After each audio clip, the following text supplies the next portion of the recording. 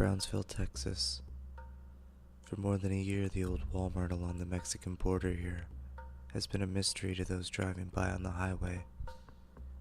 In place of the Supercenter's trademark logo hangs a curious sign, Casa Padre. The organization now houses 5,129 immigrant children in 3 states, in facilities that are being strained to capacity. Known as Casa Padre, the former Walmart is the biggest shelter facility for minors who were caught crossing the border illegally.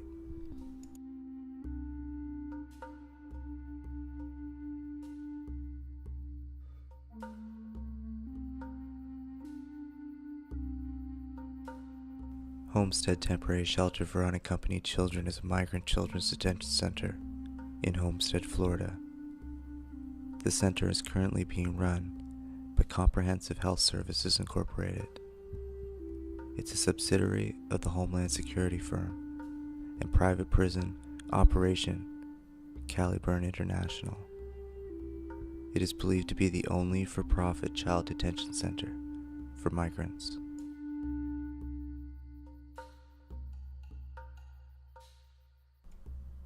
The young immigrants, mostly from Central America, receive health and dental checkups, new clothes, and hygiene kits.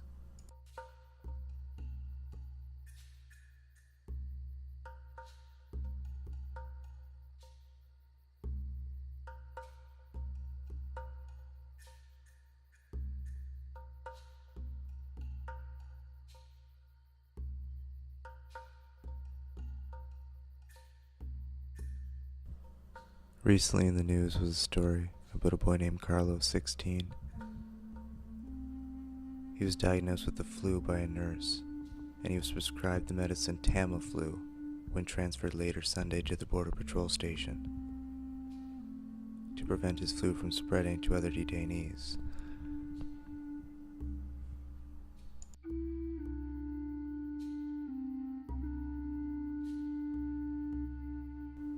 Strong's Concordance 642. To be bereaved. I separate from someone, am bereaved. Leaves as an orphan. Someone defenseless.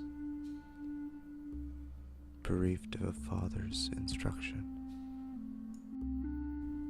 A 2014 Cochrane review concluded the Tamiflu does not reduce hospitalizations, and that there is no evidence of reduction in complications of influenza.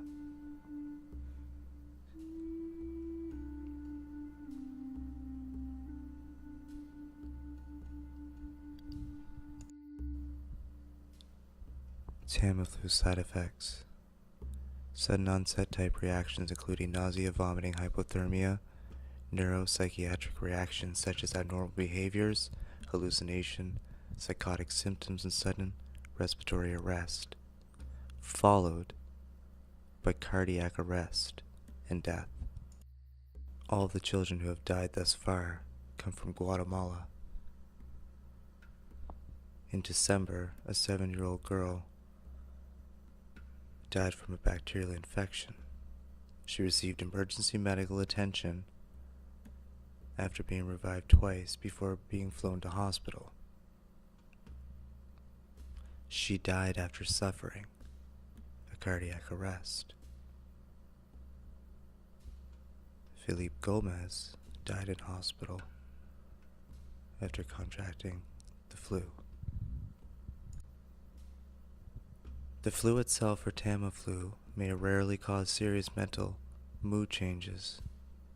This may be more likely in children. Confusion, agitation, or self-injury are also other side effects. A 10-year-old girl from El Salvador died in U.S. custody last year, a previously unreported case that brings to 6 the number of migrant children known to have died after being detained by border authorities.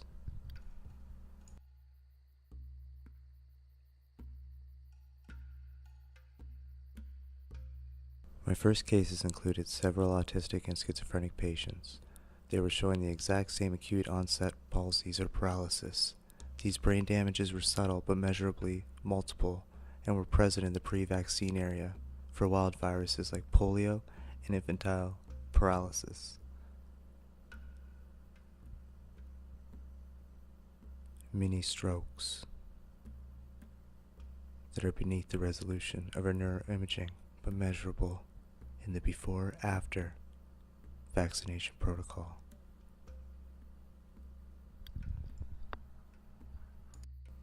Daniel 2:43. And whereas thou sawest iron mixed with miry clay, they shall mingle themselves with the seed of men, but they shall not cleave one to another, even as iron is not mixed with clay.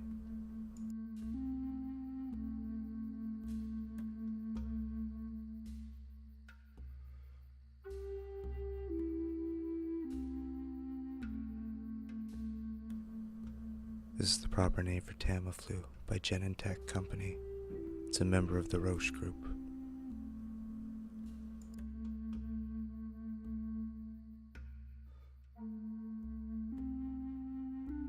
An antiviral medication used to treat and prevent influenza A and influenza B. The flu. It's used to treat the flu in people 2 weeks of age and older who have had flu symptoms for no more than 2 days. Tamiflu can also reduce the chance of getting the flu in people 1 year and older. Tamiflu is not a substitute for an annual flu vaccination.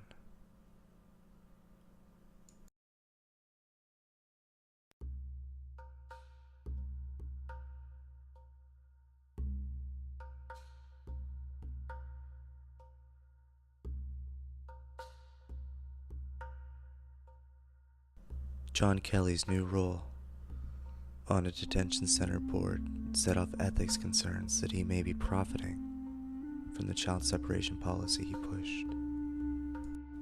Caliburn International confirmed to CBS News that Kelly had joined its board of directors. Caliburn is the parent company of Comprehensive Health Services, which operates Homestead and 3 other shelters for unaccompanied migrant children in Texas.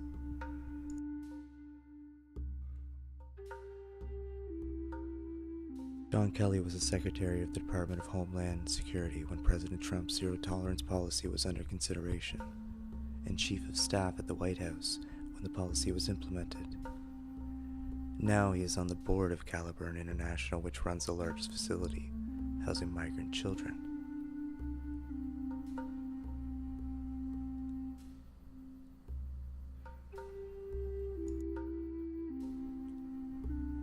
Just a few months into Trump's presidency, then Secretary Kelly confirmed that the administration was considering a hardline approach to illegal immigration that would include separating children from their families. We turn them over to Health and Human Services, and they do a very, very good job of putting them in foster care or linking them up with parents or family members in the United States, if they have a record of those family members, which often seems they don't.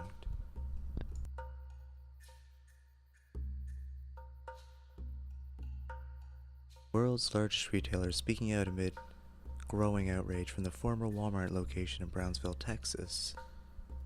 Housing roughly 1,500 immigrant boys, Walmart has no role in the facility, and the company said it didn't know it would be used for this purpose when sold in 2016.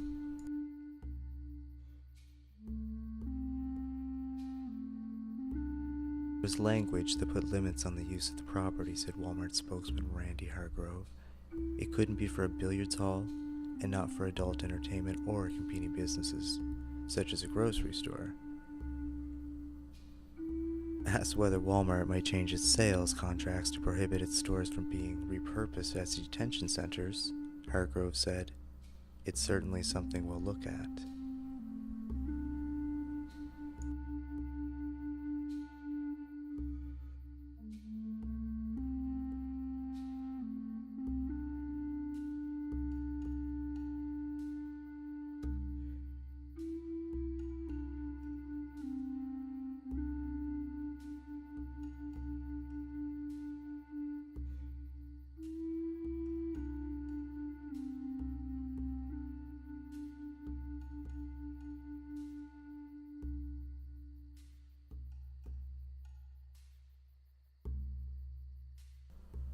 Caliburn International was there after Hurricanes Katrina and Rita, when FEMA required medical coverage and services for all the displaced individuals.